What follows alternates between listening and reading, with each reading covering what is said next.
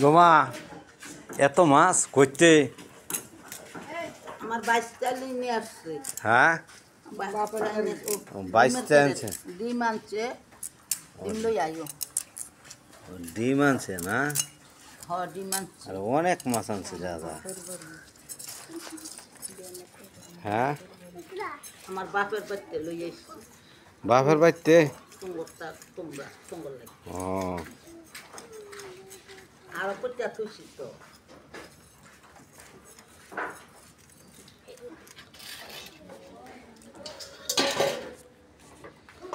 এই যে ডিম আনছে আর একটা টুকরো দিছি। ও ডিম আনছে না? ও বাগিনার 1 ক্যারেট দিয়েছেন?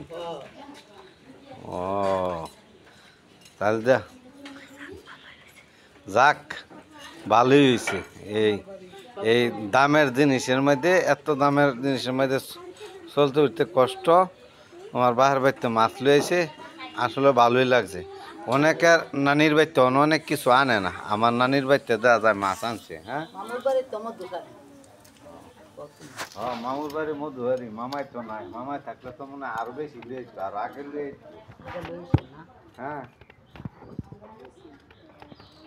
হ্যাঁ আসসালামু আলাইকুম।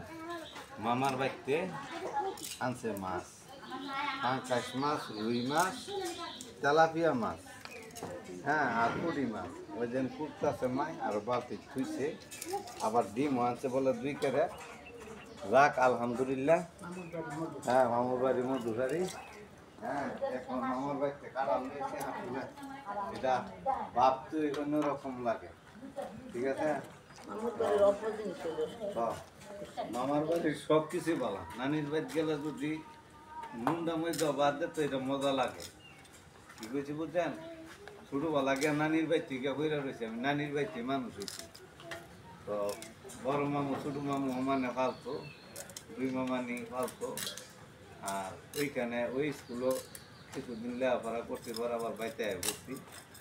এখন মনে করেন এই যে মামার বাড়িতে মাছ আনছে, আমি মনে হাইয়া দিই মাছ করতেছে। আমি তো এত মাছ করতে কিনছে আলাদি মাই করতেছে মামুর বাড়িতে। মামার তো ভাই লুয়েছে, তো আমার তো বেতন মাছ লুয়েছে, ভালোই হয়েছে। হ্যাঁ তো আমার মামুর বাড়ি অন্যরকম।